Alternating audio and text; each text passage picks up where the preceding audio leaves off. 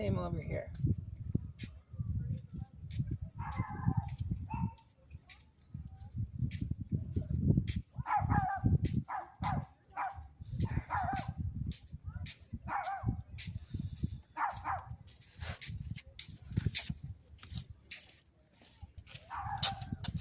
He's the watchdog of the block, that little gray one. He's so funny. He lives in the house in the corner, but he's always down here barking anything he doesn't like. This is great. He's a great little watchdog. He just comes down here and he's the sheriff. It's great. Didn't do Johnny Cash. I walked the line.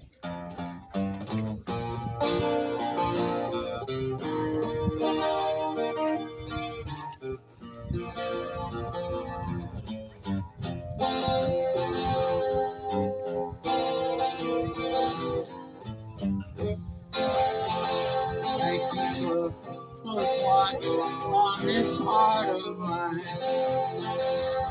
Keep my eyes wide open all the time.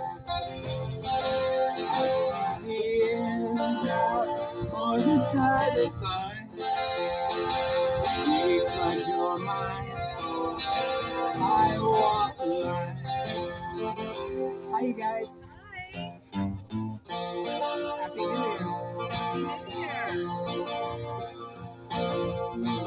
You make it very, very easy to reach.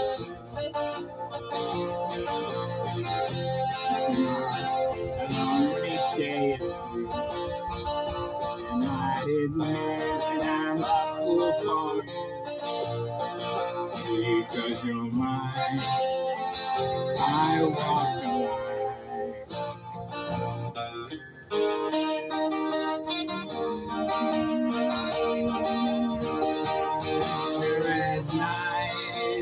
Dark and day is light. I keep you on my mind by day and night.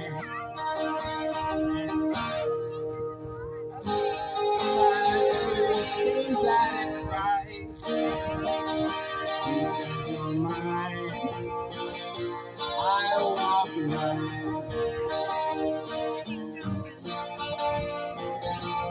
Happy New Year, guys.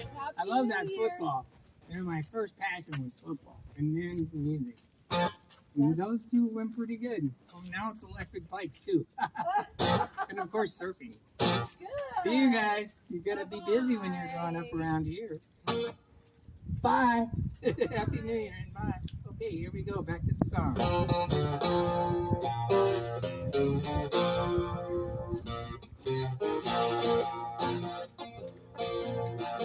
Make it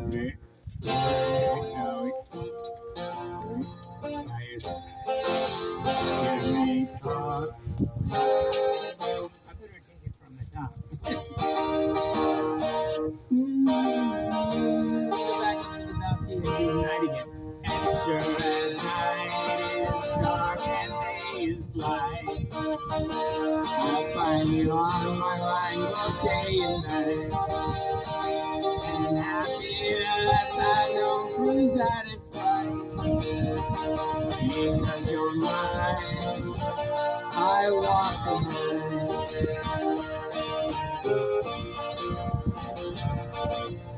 Make it. Oh no, it's supposed to be close. I'm going back down, darn it. Sometimes I have to start at the very beginning when I don't have a song. Going back down, it's made it very easy to be by your side. But it already fell off, so that's why you rehearse and practice. Alright, I'm going to do it perfect. Watch. I have to do it from the beginning now. Oh, jeepers. Isn't that horrible? Sequencing.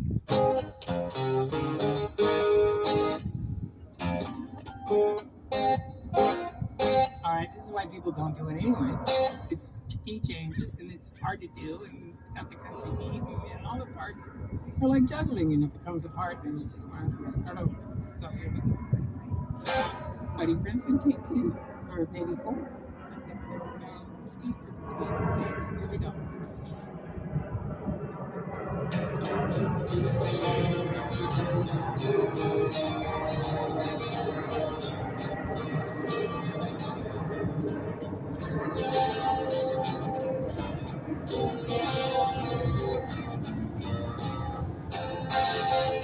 keep a close watch on this heart of mine.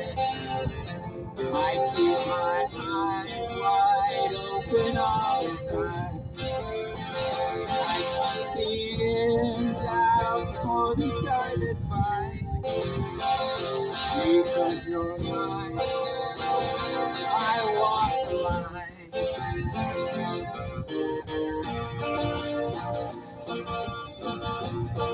To make it very, very easy to be. I find myself alone each day.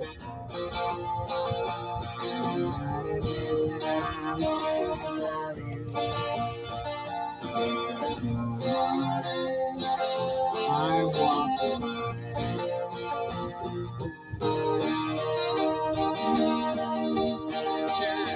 Night is dark and day is light.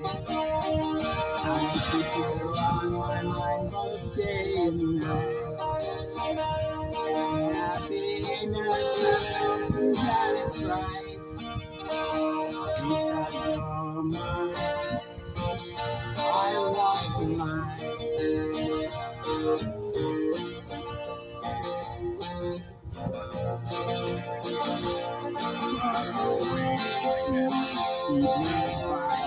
And obviously you moved to You give me cause for love that I can't hide. For you, I'd even try to turn the tide. Because you're mine, I walk the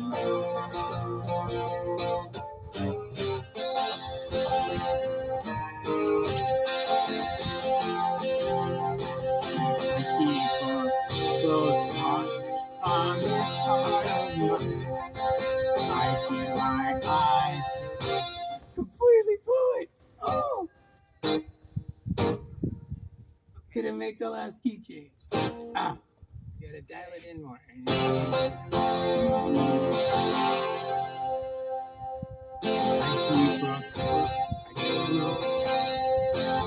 keep a close watch on this heart of mine. Wide open all the time. I keep the ends out all the time.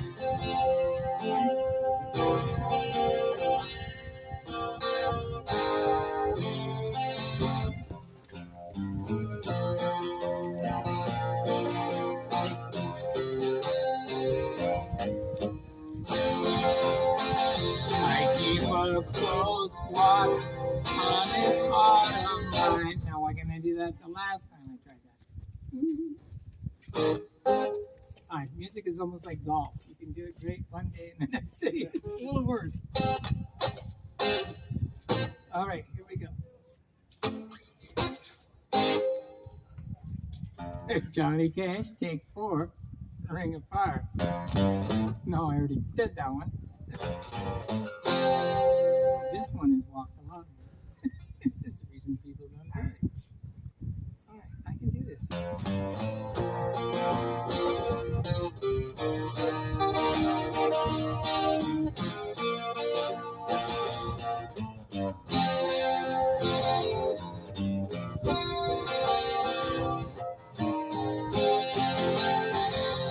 But I didn't hit it hard enough. At least I had the beats and all right, getting there. Not Glenn Campbell today.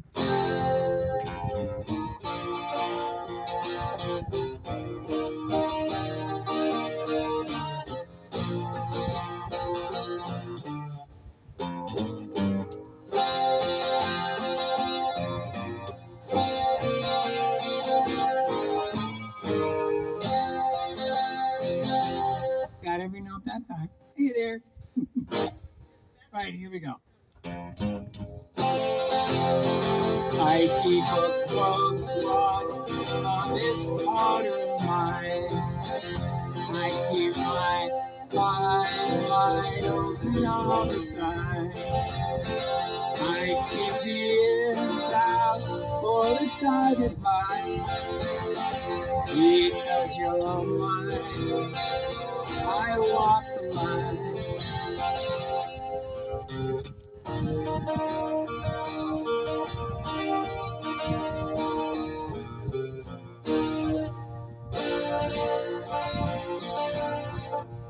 You make it very, very easy to meet.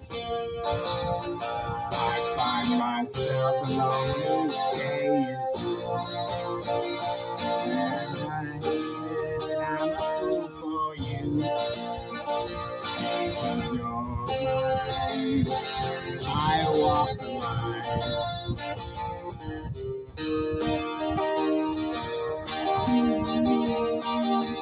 Sure as night is dark and day is light. On my line all day and night. And happiness I know that is right. Because you're mine, I walk the line.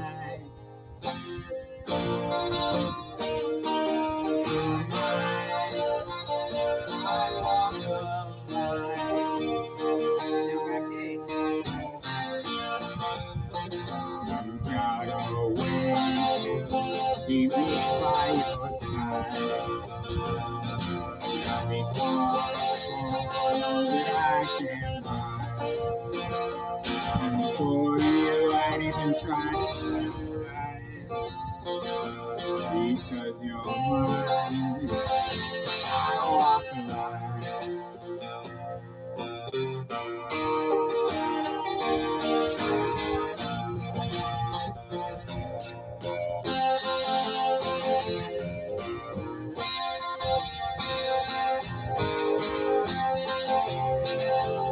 Keep a close watch on this heart of mine. I keep my eyes wide open all the time. I keep the ends out for the tide that binds. Because you're mine. Only time I walk the line. But you should have put that in there. Now I can't put it in public.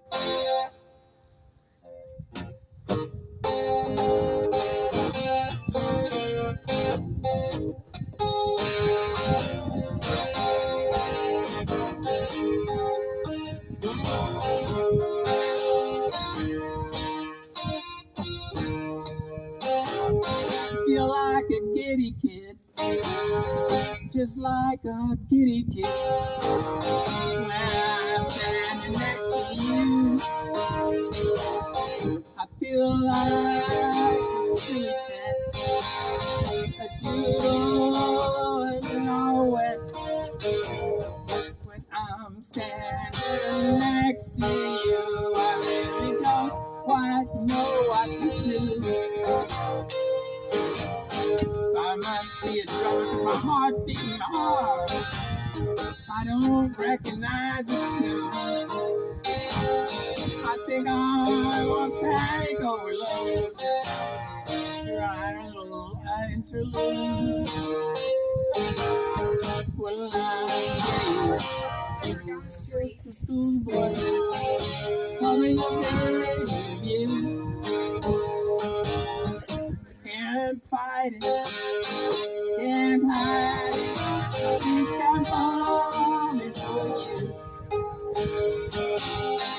I'm feeling silly, a little dizzy. I don't know quite what to do. I think for stay here, I want to say, is this love? Why is my mouth dry? Why is my heart beating so loud?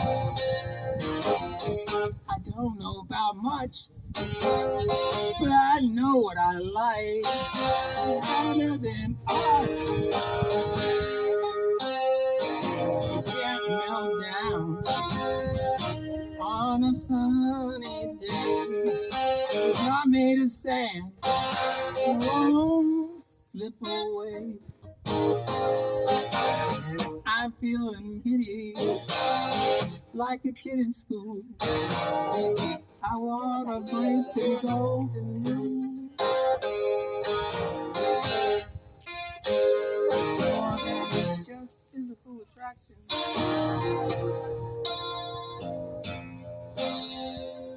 She's a pearl and I'm a oyster diver. But I found her in a cube instead. Gave everything I had to try to feel just to hit the phone. We went straight ahead.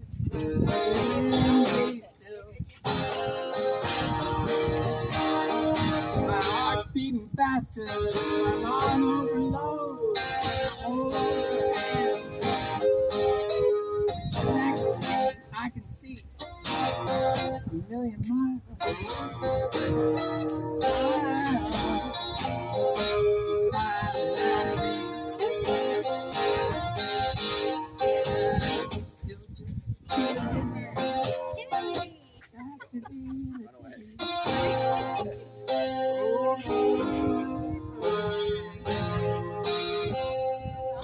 Say hi, that's all right. Come on. Head over heels.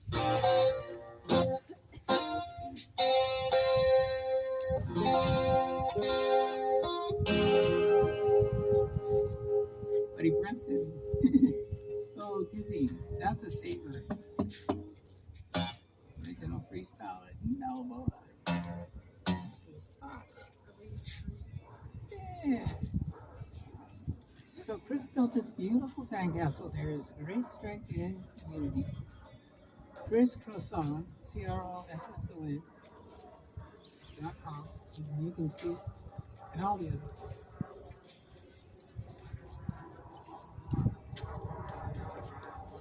You go up here on the island, it's a way to get back. Also great for these location type opportunities. Which one? Yeah, what kind?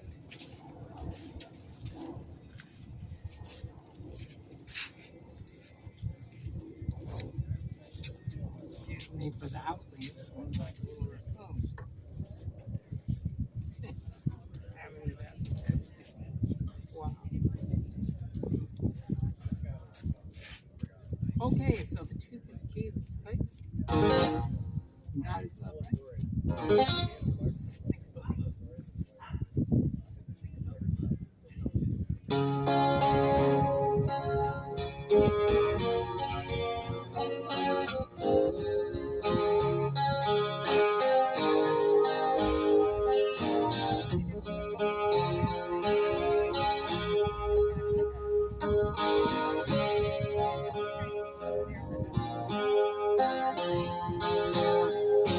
There she was across the room. A smile brighter than the sun. She was across the room. I felt like I was staring at the sun.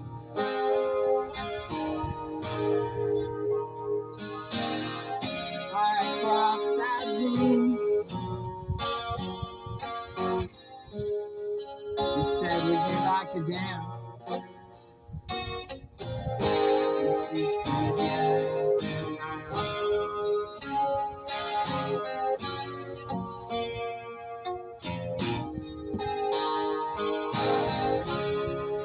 wasn't love at first sight.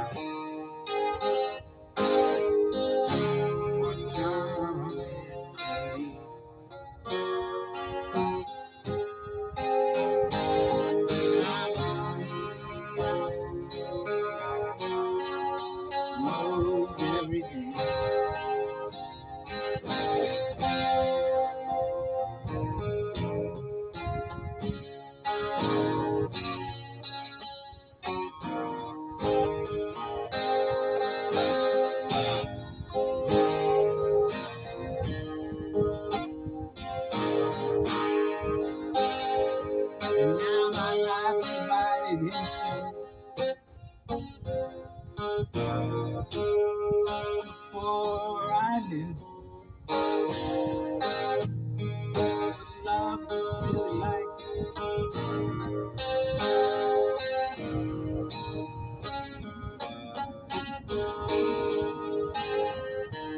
And I'm a lucky man. As I get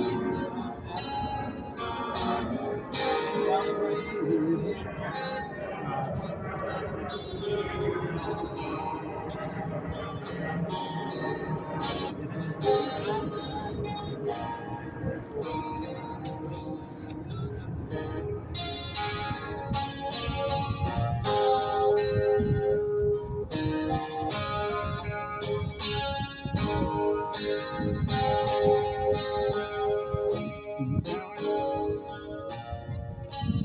What it feels like. Someone's over you. That time.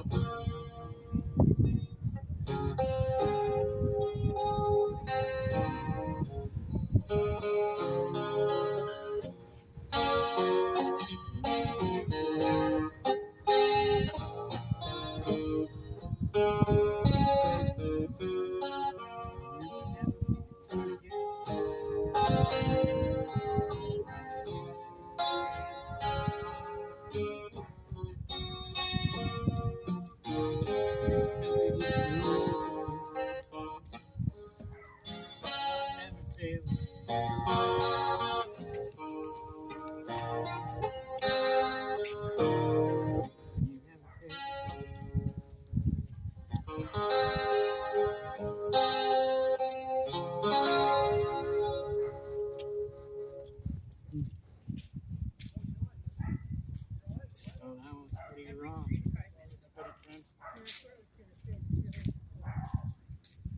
Original.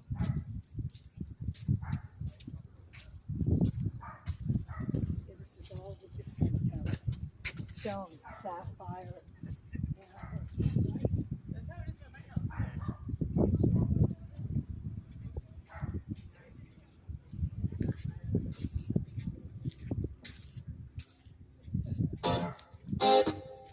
Okay, a little bit more before the sun's going down and unpacking. Ooh, man. So it's 17th. It's going to be in May. Best search ever in recording history.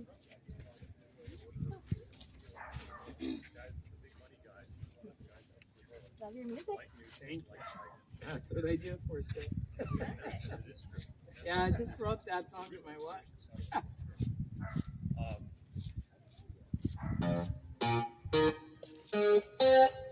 It's a very inspiring place here. You can get the right feeling for a good song. Buddy Princeton.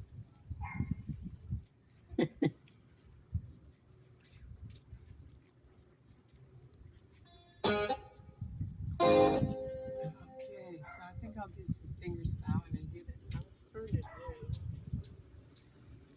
I'm not pause your name, so I'll do that one.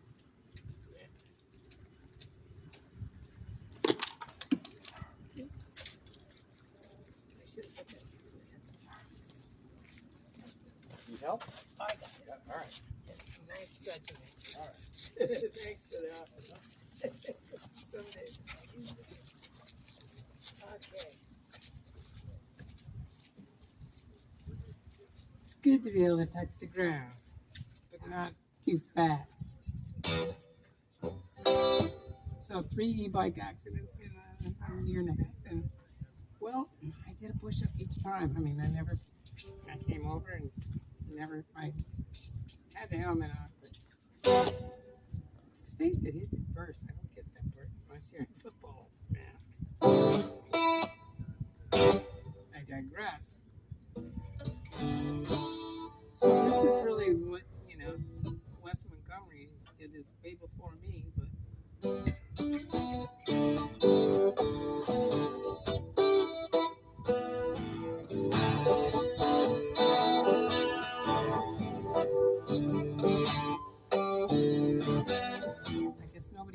in the pentatonic, so here's my version. Love calls your name. Love calls your name. Love calls your name. You'll never be the same. You go head out to the mountaintop. Got no map, no circle guide. Still you will not go back.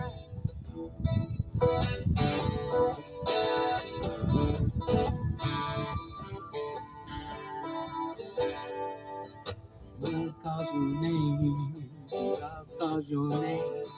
You'll never be the same. Head out to the mountaintop. You got no circle guide. Still you will not stop. Love calls your name. Love calls your name. Never be the same. Head out to the mountaintop.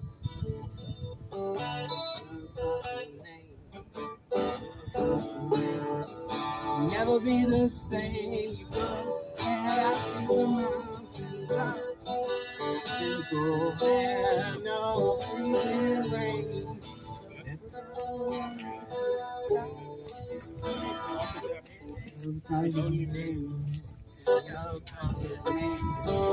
Never be the same. You go head out to the mountaintop. Well, that's No freezing rain. Stop. Love calls your name. Love calls your name. Never be the same. You go head out to the mountaintop. Frozen down, just by the trail. Never can make it stop.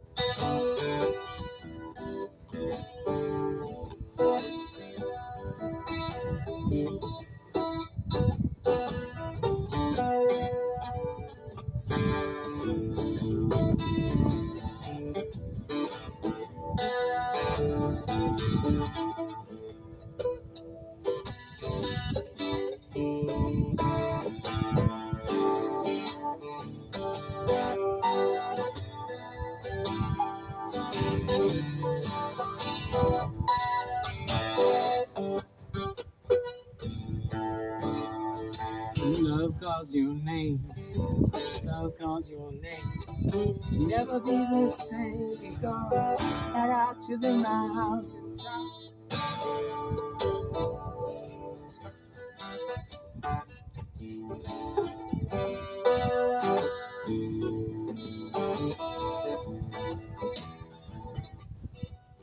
Love calls your name.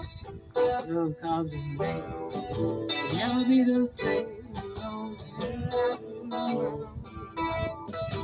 Tell me, girl, this is one thing. You look in my eyes, do you hear your name? Shout it to the mountaintop.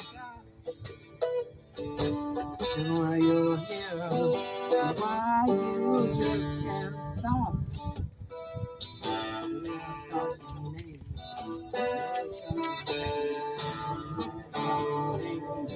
When love calls your name.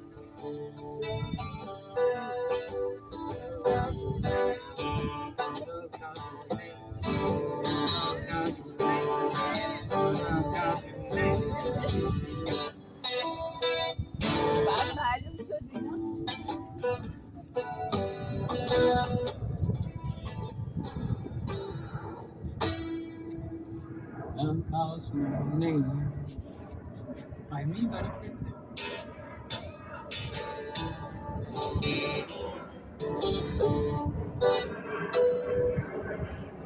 Right, so it's gonna be something.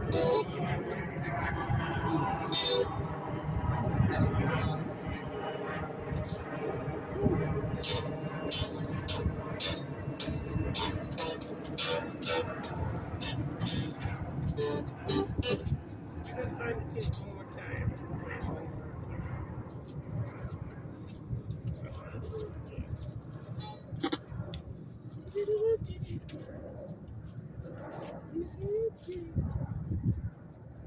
loving my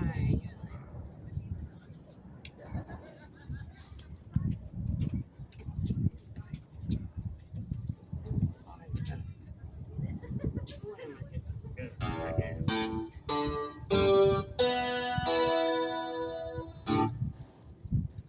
Just make sure it's yeah.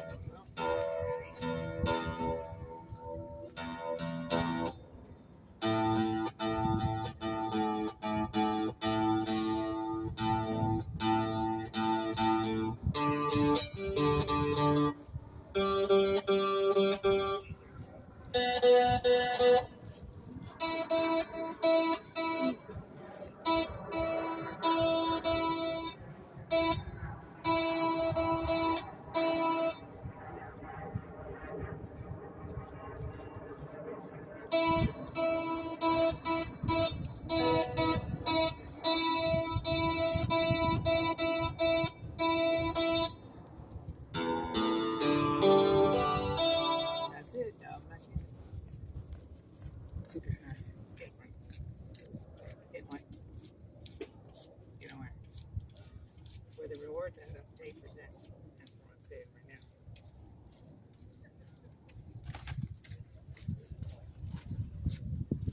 Just thinking about it. Okay, I guess it's time to do House on the Rising Sun.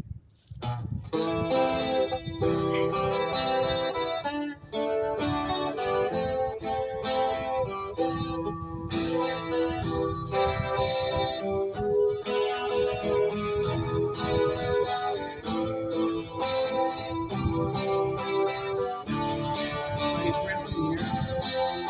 I'm doing the version from Mary's Bird in Minneapolis, which I saw right here. And it's quite an influence on me. As did Turn. For that, I still hate it. Because here's how it goes. Down the pipe. Meaning, how in there. All the rising sun. It's been a rain of many.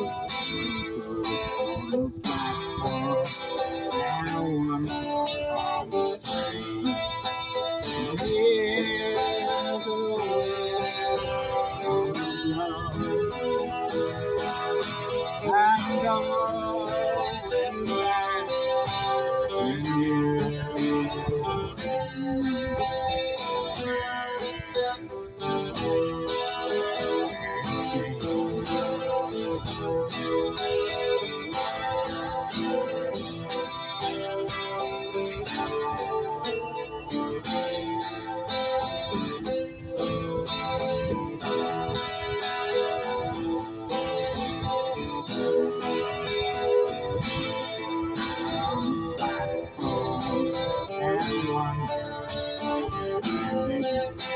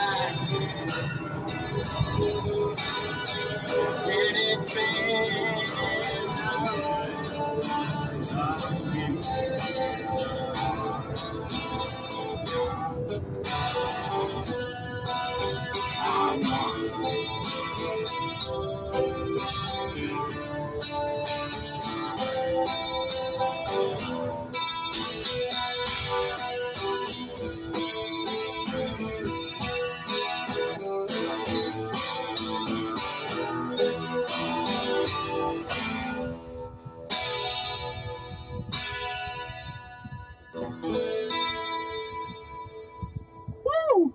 Buddy Princeton. Balboa live.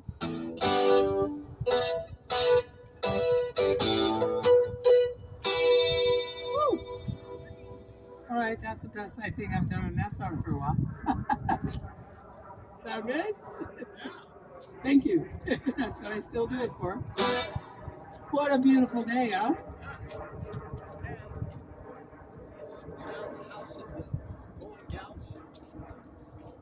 Man, that song is going to be a big one this year. I just feel it. I don't know why I just always play it, but man, it's that fire situation. Okay, So now all of a sudden our urban forest is our worst enemy. We planted 1 million trees here. Luckily the palm trees, you know, they only shed like fire. And they were horrible. I hope we don't get in trouble here, boy. Ooh. no, hopefully. Oh man, my sister got burned out in Greenville at the top of the Sierras. Really? And that last year's fire just went from Oroville all through all the other fire zones, and all it is up there now is from Oroville all the way to Lassen, and on Lassen on the other side towards Oregon has been dead for like 10 years. It's all dead. It's just standing there waiting for a fire to kill it all. I mean, not kill it, you know, just like produce it as charcoal. Oh man, pardon? Well, there's so much chaos up there. See, like, the way that jurisdiction is they're fed cars. They got guys I didn't even realize how nice it was until that. Start. They have watches, and my sister went up there. She does nonprofits, so she worked at the Sierra Institute. And in 2010, they counted all 40% of the trees that were dead. And then they didn't do anything with the information because there's no money in the budget for anybody to like build logging roads and do it. Collins Forest between Chico and the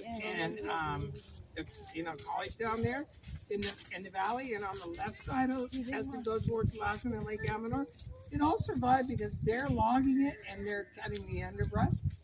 But they didn't do it in the federal or the state forest, either one. And then, like, instead of having every fireman go to the first fire, the federal people won't go on the state part, and the state people won't go on the federal part. And that just doesn't make sense at all. And so it all burned because nothing was happening. What happened in the Dixie fire, which is the one my sister got burned out, it's like for a week it was stuck in Dixie Canyon, and the houses there were owned by some brothers, and they've been there forever, and they didn't wait for anybody, and they just raised their land with their bulldozers, and nothing was close to the houses, and they would survive. But then it was on this forest side, on the side of a reservoir that's about twice as wide as Newport Harbor. Maybe 4 times as wide. It was a mile and a half. I think it was 3 miles around the lake. So it stayed over there for like 5 days, and then all of a sudden, big Santa Ana winds, it jumped up. They had let them go back into like water their plants and stuff. And my sister didn't even take stuff because it was like, oh, the fire's gonna go out. It's been up there 3 days, nothing happened.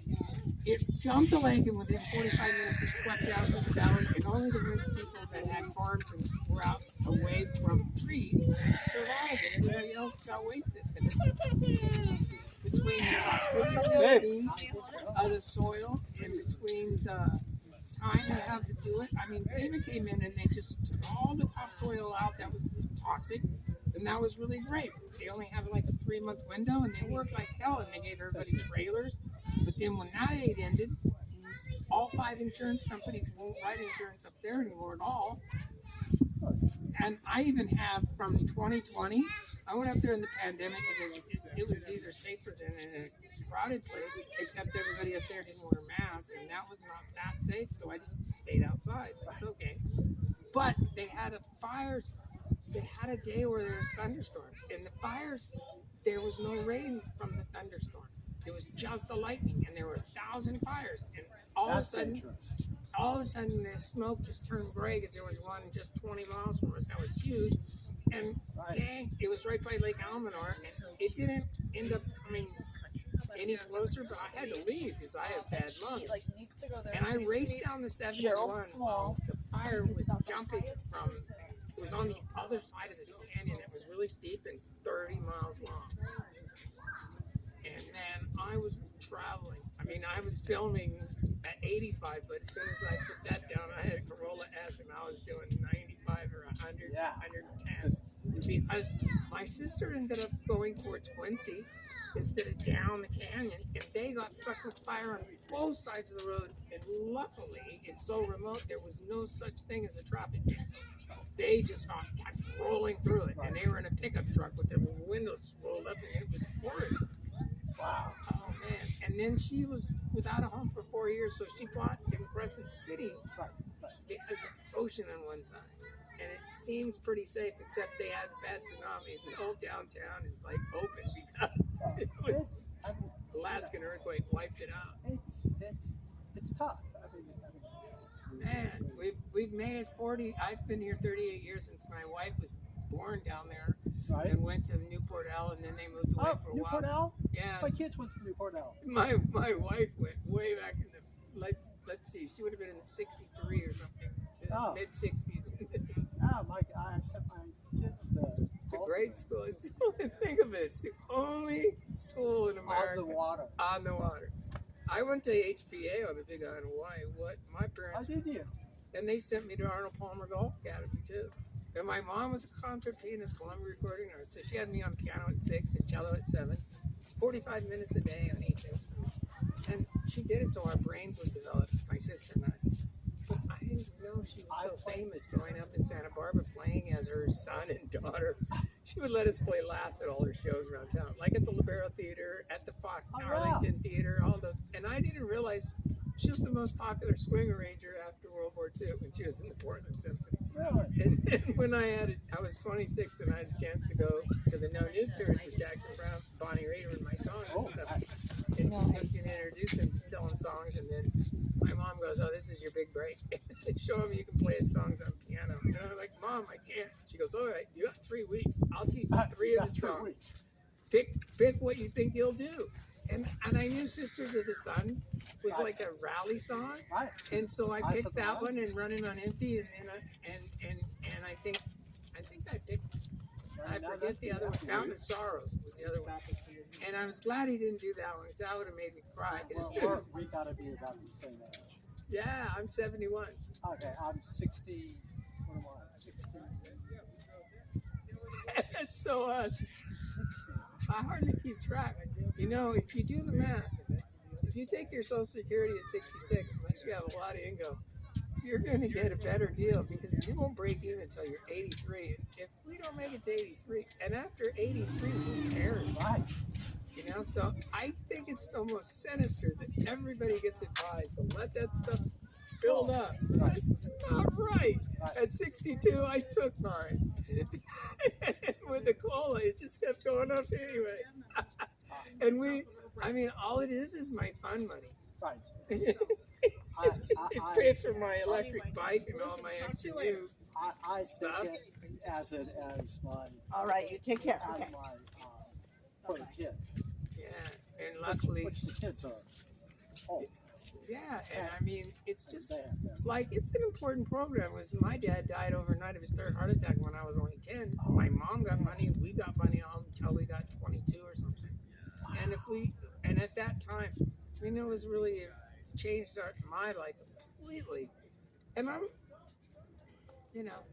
I don't ask why to God about anything. Yeah. I just try to just realize that love overcomes everything. And then, my mom said someday you'll thank me about everything she did or made us do.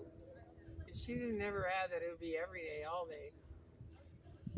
And I met a wife who's like, after about a year with her, my older sister said to me, if you marry Molly, you'd be marrying Mom. And I never thought of that. I never Really? saw that. It was just kind of like that. I just didn't see it. My mom made oatmeal every morning. My wife made oatmeal every morning. My wife and my mom, once I looked at it in a different way, And you go, I went, oh my yeah. gosh, that's right. And I It's need that. true. I've always been the believer that she's the best. And she got a master's degree and taught at what she wanted to do. She was the first prettiest girl in Richfield that I met that wasn't India at all. And she really she wanted to do what she was going to do, and she did always. And she didn't want to keep my last name so she could honor her dad, who was very famous and was a great husband and everything. And I'm just so used to it. And it all turned out as I've been right. And like, we're best friends, so, it took a long time to get that one God appointed thing. And yet, I always had faith. The first time I ever heard of the gospel, I thought it was a good idea. And then when I heard that Geronimo was told that the soldiers would be dropped into his camp, I was like, well, God, you can talk to me if you can talk to him like that. Because that had to be, you're on their side because they were like murderers, slaughterers who had disobeyed orders. And I'm a Rollins. I got adopted into this family. It wasn't a blood, but 5 was blood relations. 5 generations ago, my uncle ran Grant's Army and was Secretary of War and would have been president if he didn't die of TB that he caught camping out in the war. He had 11 horses shot out from under him, but like Lincoln, he was on a mission. And I went to D.C. and then the docent gave me a booklet and read about it to everybody at the Lincoln Memorial. I was crying away. And it was like my grandpa always told me, and I thought he was kind of nutty.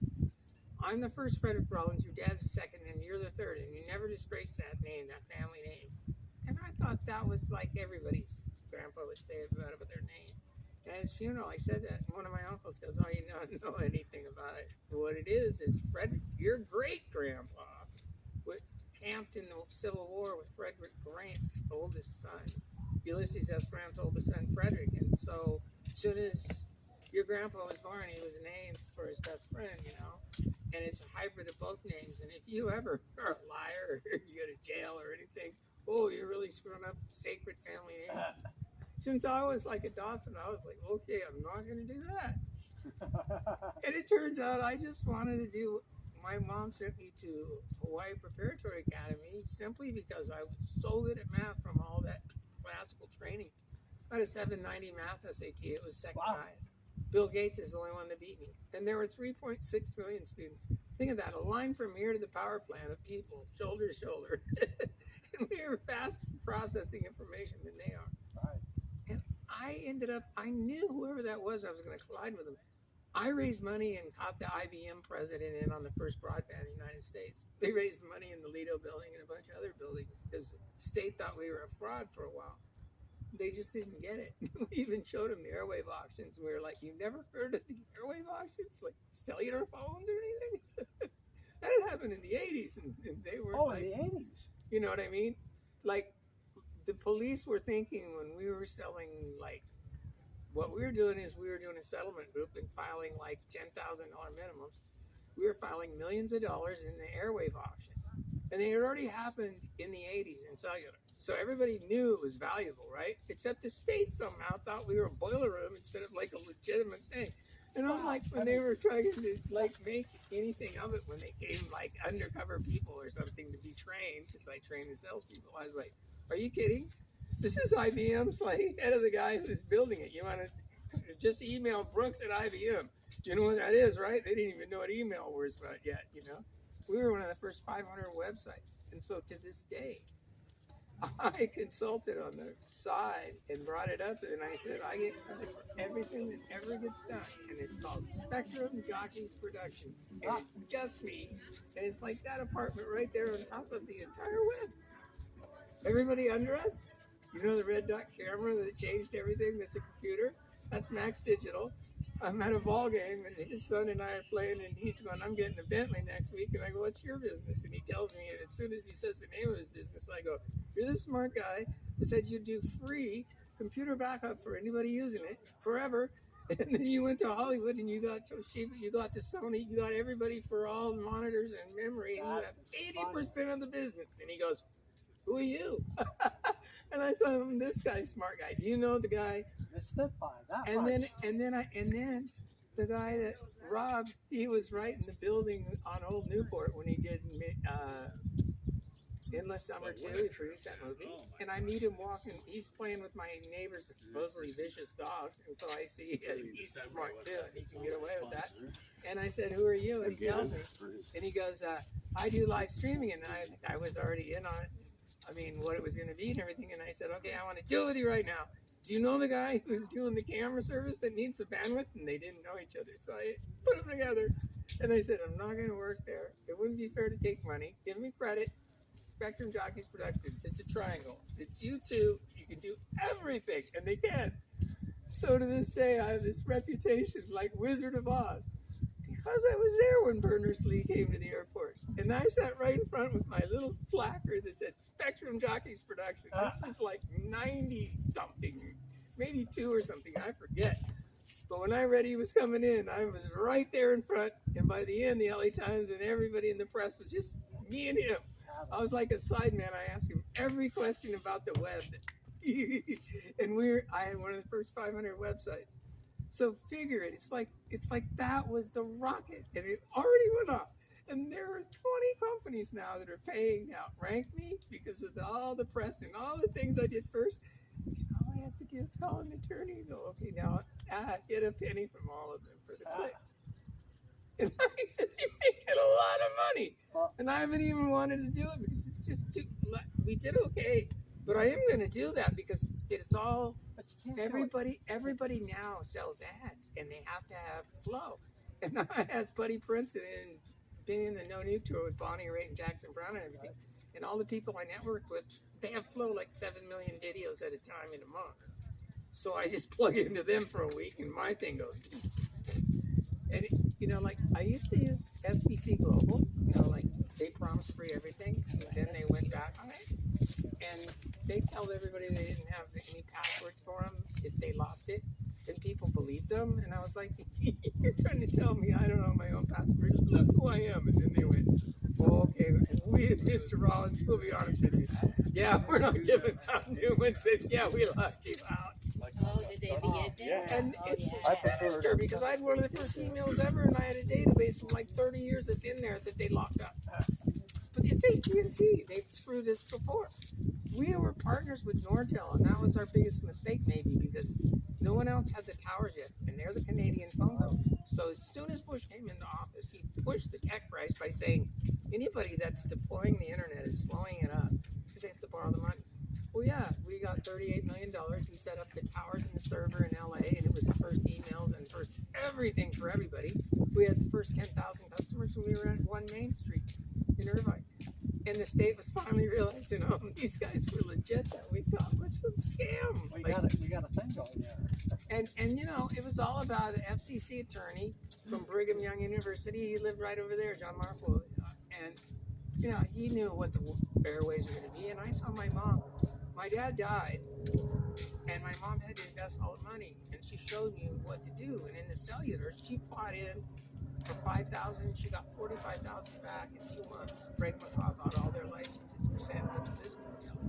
And she had a settlement group. She had, if you did a settlement group, everybody shares and nobody loses.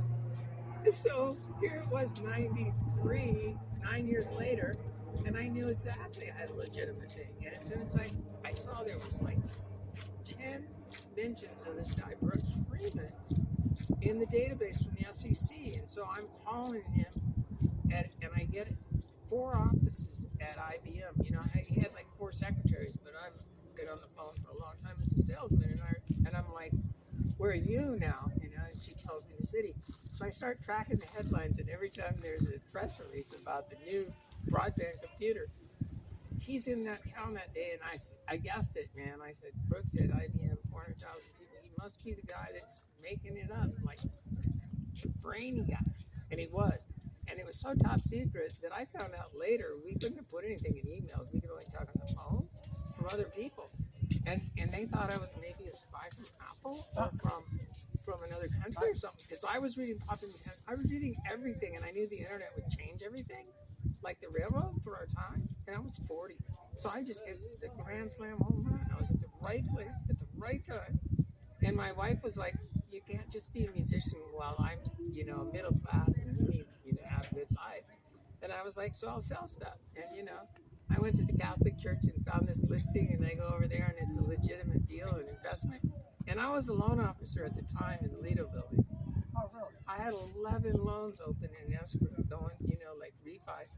And I went upstairs one floor, and they were doing the airwave auctions. And I went right back down and said, okay, you guys can finish my loans and keep the money. I got to go. Because I knew that private placement $1 million was going to go like that. And all these guys didn't realize that they were like getting a draw for a couple of weeks, you know, and they'd have coffee breaks. And I'd be like, don't talk to me. Don't come near me. And if you dare repeat what I say, I'm going to, you know, no, you can't do that. And I just slammed the phones and figured out who people were. And if a guy was in a rich neighborhood and he was home all the time, all I had to do was have a better investment than what he had. And in 60 days, I raised $625,000 of $1 million. And that turned into $325 million in the 90s. Wow. By 98 when it went public. And then our stock, I had $36.5 million in 2 companies. Just Webbit was the first GoDaddy-like company. We registered all the first domain names. And we had gone in the big company for the broadband, and it was just Brooks from IBM and the CFO, the son of the John Marple, and me this time. And ours was on the pink sheets at $4.40 a share. We were worth $44 million between the 3 of us, and we hadn't even started barely selling the stock, the offering, or anything. And then I had $22.5 million from raising that $625,000 in Reg S stock, and it only got a year and a half old, and it was worthless. It was so hard to take for a long time. But I got over it because I knew that God knew that I didn't need the money. And that much money might have ruined everybody. Yeah. Anybody. So I just took it as like, I got in the best startups at the right time, and I got the reputation, because all I wanted to do later was do my music again. And that's what I'm getting to do, because my wife planned ahead and just sucked money away, and we have a condo paid for, and we have a house Nice. almost paid for. So it's like, you know what I mean? So where are you? Well, we're in Mesa Verde now. Oh, okay. Yeah. We were living in Newport Heights. We got favor with these people. You know Catalina Street? That Yeah. old blue house that was on the... Yes. We lived there 23 years. Really? Yeah. That light blue. It was like, yeah, and it was $2,000 a month. And by the end, we just got stuck there because it was so cheap. My wife, $2,000 a month every month she put away. We had $700,000 saved up. She's so good at that. See, like, I would have bought a better car, maybe, or whatever. But I did it. Brooks, when he retired, he still has a red phone, and he went right, like, to the mountain. He's, like, in Colorado Springs, so he can go in if there's, you know, red alert or whatever. And he runs stuff, and, you know, he was my mentor for 25 years, and he taught me a lot about honesty and everything. And he said, don't overpromise, and all these things that you have to do to be successful. And he was the best mentor a person can have, you know what I mean? Right. And I saw in business how people didn't take his advice, and how tragic it was for those people, you know, how everything just crashed. You can't have someone dishonest in a company and have God's blessing. It just doesn't work that way. Yeah. So how did you, were you raised around here or do you live here now? Not raised quite around here, but we came. I was in San Fernando Valley, and then by college I was at UCLA. And Good school.